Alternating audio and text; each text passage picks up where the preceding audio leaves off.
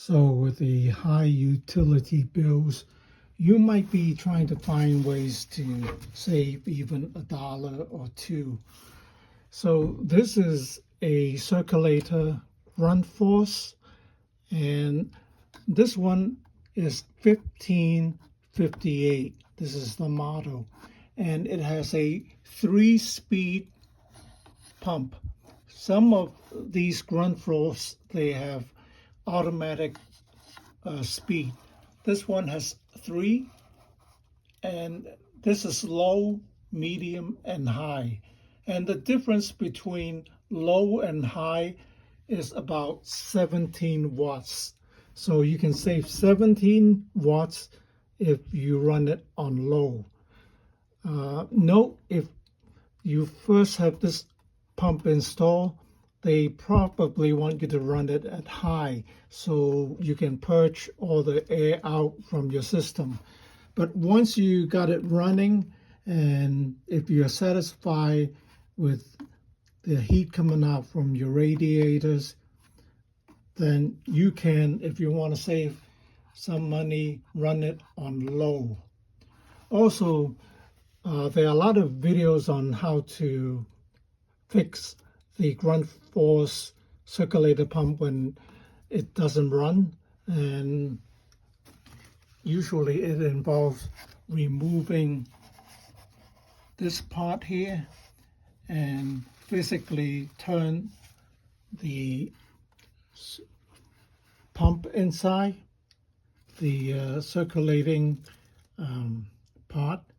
You can actually move it.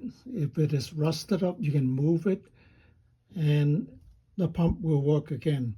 So another part that can go bad is, of course, this is a single phase motor, so it has a capacitor inside. It has a 10 microfarad 180 volt capacitor. So if that is out of spec, you can, do whatever you want in trying to turn the motor inside. The vanes, you can turn that, but it might still have problems starting up or have problems running because the capacitor is bad. So to measure the capacitance of the capacitor, you need a multimeter with that function. And you turn off the boiler and you isolate the capacitor from the circuit. Discharge the capacitor with a screwdriver. You just short out the 2 terminals of the capacitor. Then you measure the capacitance, and this capacitor is 10 microfarad.